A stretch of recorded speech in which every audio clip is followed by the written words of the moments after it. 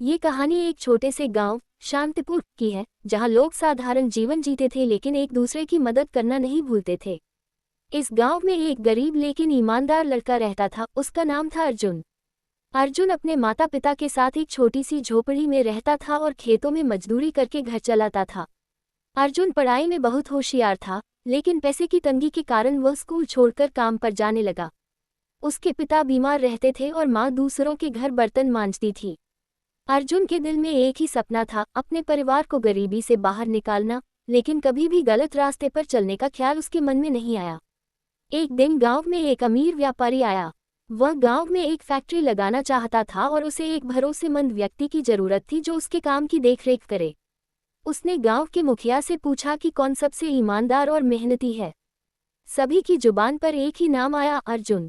व्यापारी ने अर्जुन को बुलाया और कहा, मैं तुम्हें एक मौका देना चाहता हूँ। यह एक बड़ी जिम्मेदारी है।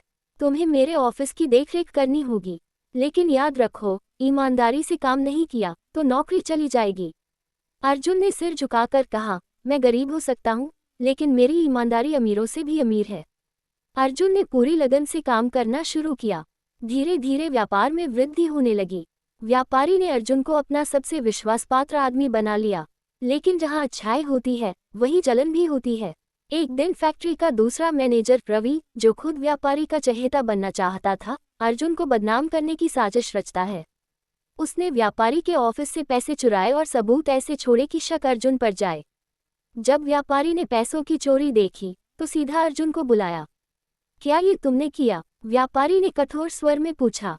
अर्जुन ने कहा, सर, मैं गरीब हूँ लेकिन चोर नहीं। मैं सच कह रहा हूँ, ये मेरा काम नहीं है। व्यापारी ने कहा, अगर तुमने नहीं किया तो साबित करो। अर्जुन टूट चुका था, लेकिन उसने हार नहीं मानी। वह गांव के एक बुद्धिमान बूढ़े इंसान के पास गया। नाम था दादाजी हरिदेव। उन्होंने अर्जुन को सुझाव दिया कि फैक्ट्री में लगे कैमरों की जांच करवाई जाए।